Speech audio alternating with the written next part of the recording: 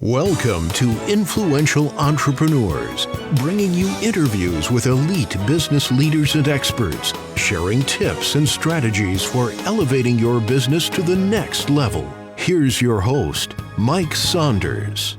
Hello and welcome to this episode of Influential Entrepreneurs. This is Mike Saunders, the Authority Positioning Coach. Today we have with us Rob Rickard, who's a VP Senior Advisor Development Consultant with Simplicity InsurMark. Rob, welcome to the program. Thank you. Glad to be here. Hey, I'm looking forward to chatting with you. I know you've got many years of experience, and I want to dive right into this hot topic here of, is it time to outgrow your IMO? But before we do that, give us a little bit of your story and background, and how did you get into the industry in the first place? I got into the industry, basically in the financial industry, basically about 40 some years ago, as a broker with Morgan Stanley. At that time, it was Dean Witter. Now it's Morgan Stanley. And through my evolution, I was there about 25 years, took a break between that and moving into the insurance side of the industry. But yes, I've been in the IMO, or now I would call the ADO, Advisor Development Organization side, for going on right now 11 years. So yes, nice transition. Yep. Yeah, it really is. And, it's neat just to see. I'm sure you could tell stories on how has the industry changed. And it's like, let's just turn the computer on and see what's changed this day, this week, because the only thing constant, it seems like, in life is change. So there's always something new to kind of keep your finger on the pulse of. But let's just kind of dive into this concept here. Is it time to outgrow your IMO? What would you say has to be true before an agent even considers changing? I think there needs to be a point in the I would say the agent's viewpoint of his business. Maybe it's not growing. Maybe it's become more more job oriented, meaning he's actually feel like, boy, I got to go to work. Just things aren't moving along as they used to move. Yeah. And again, and I want to bring up one point here. The concept of changing IMOs is not necessarily that you should change everything, but maybe you need to add something to what you're doing. And again, I kind of put it this way. I use the example that, let's say you're at a dinner party and somebody walks up to you and says, Rob, what do you do for a living? Oh, I'm a financial advisor. The first thing that goes off in his mind is he goes, click, I got one of those. Yep. Oh, I'm an insurance agent. Click, I've got one of those. So you need to find something that makes you different than anybody else so they can add you to the team. And I want to emphasize that more in this concept, that I'm not really recommending or promoting the idea, I need to leave this IMO and go to that IMO. But maybe I need to add another IMO or something. There's something missing in my current relationship. I don't necessarily want to give that up, but I do need to add something. So be open to that concept. It reminds me, the way you describe that, it reminds me of the word innovation, meaning sometimes an innovation is not, let's clear the decks, let's start from scratch, let's create something brand new. Sometimes it's, let's iterate on what we already have and just put a little polish here and a little polish there and make it better than what it was. Oh, I totally agree. And I give the example that, I talk to advisors that, maybe it's time for you to do a seminar. Oh, I used to do those. Yeah. And well, why'd you stop? Well, I think you got tired of doing them, but the public didn't get tired of hearing them. So again, it's just reevaluate what you're doing and find some way to ignite that growth idea or that thrill that you had about going to work without necessarily jettisoning everything to try something new. No. Just start by adding. Yeah. And I think that also what you just described there is really at the core a mindset shift, meaning be open to some new things and be open to some things you might have, air quotes, tried before that didn't quite work the way you wanted, because maybe possibly you tried it before for 10 minutes and it didn't work, but you need to give it a little bit of time. And I'll add another point. What you said is correct, but a successful advisor is getting called by all the IMOs in the industry today. I have business developers in my group, my pod, that work for me to find other successful advisors that I can maybe communicate something unique to bring them into the fold of Simplicity InsurMark. When you get those calls, first thing is, yes, you're very successful, so that's kind of a compliment as to why you got tagged. But this is an opportunity if you're sitting in your desk and you're feeling like things just aren't going the way they used to go. This is your time to interview that IMO. It should not be the other way around. If you said, "What do you got to offer, Rob?" I end up with the concept of, the terminology throwing up on you. Yeah. I've got so much, but it's not necessarily of value to you. This is your chance to say, "This is what I'm looking for. How can your firm provide that?" Utilize Yeah. it that way versus us selling a position to you. Yeah. Yeah. Really good points. And a lot of agents assume switching means starting over.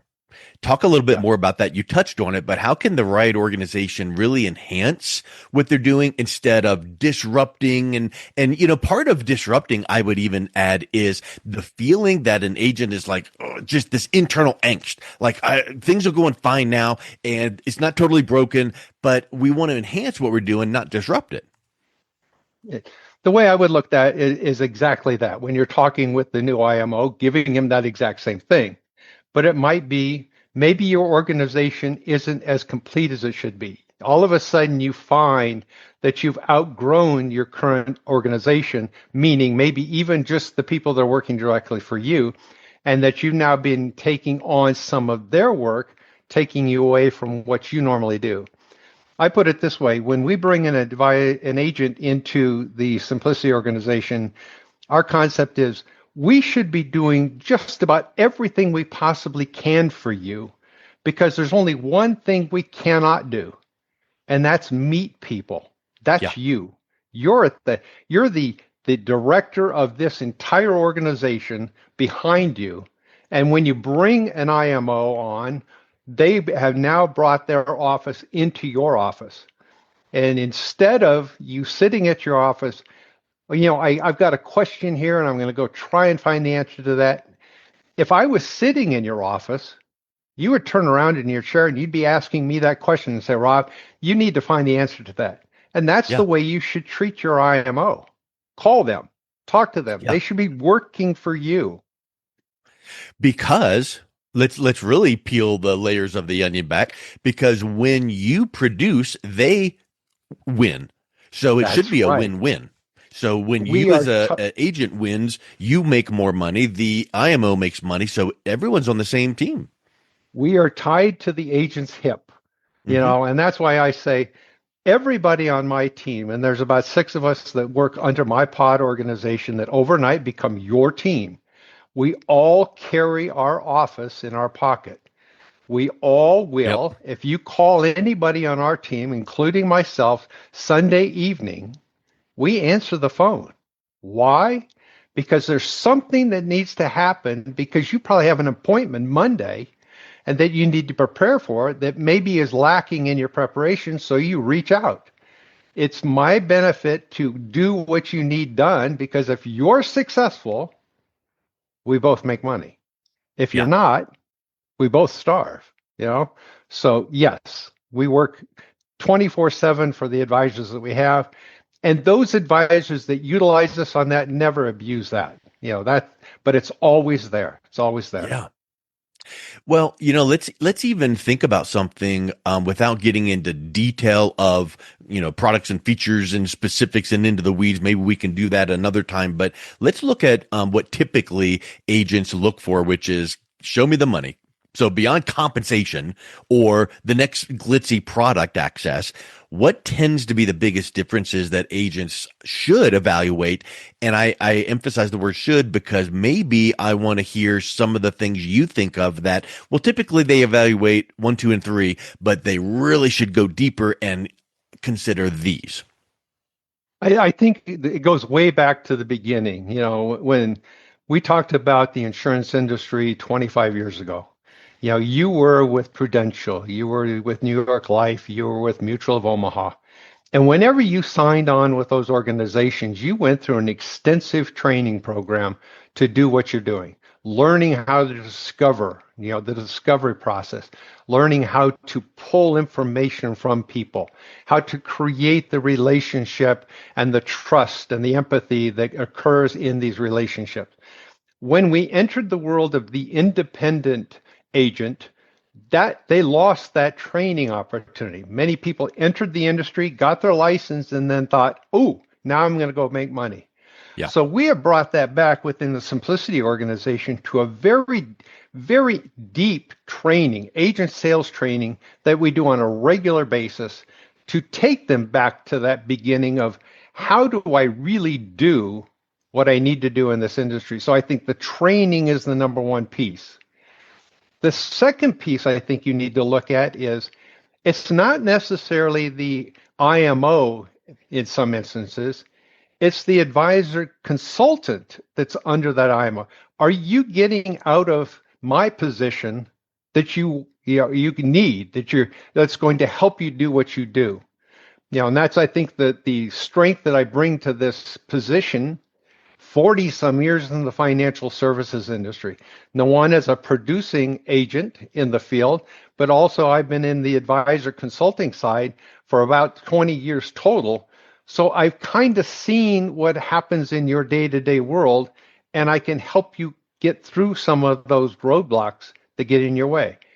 Yeah. And now that we've gone to the virtual world with a lot of our business, how can I create a trusting, strong relationship over the phone? Well, that's a different skill set than we had when we were standing in front of people. So yes, it's not only the agent sales training, but let's bring it back to the advisor consultant to help ingrain that training. And I always put it this way, I'm going to share a lot of great ideas with you. They're not always all mine because I work with 120 to 150 advisors that do something unique and great in their world. Guess what? I share that with you. So you get the benefit of other strong producers if your consultant is willing to share that information with you. And so that becomes almost like a mastermind, not like a mastermind which you would normally think of like a bunch of people getting together on a Zoom call, which that could be the case. But with Rob tapping into the best practices or the mistakes of other people that, let's fix this, correct that becomes a master, mind where you're tapping into. And like you said, if you ever see a situation or get asked a question, you can go, you know what, let me reach out to my network, and you're going to come back within a day or two with some powerful content. We've actually taken it one step further. And in fact, we just had ours yesterday. Within my pod, within my group, we have what's called the Advisor Mentoring Program, AMP, A-M-P. We meet on a monthly basis as a team. We have a certain group of topics that we cover, but we always have in that meeting that opportunity to pull information from the other advisors. We have advisors mentoring advisors. Oh, this guy does virtual appointments incredibly well. How do you do that? It's a sharing. The idea is, we want to raise everybody's production as a team, and we track that as a team. So everybody becomes involved in sharing and giving and mentoring others in this practice. So yes. Yeah.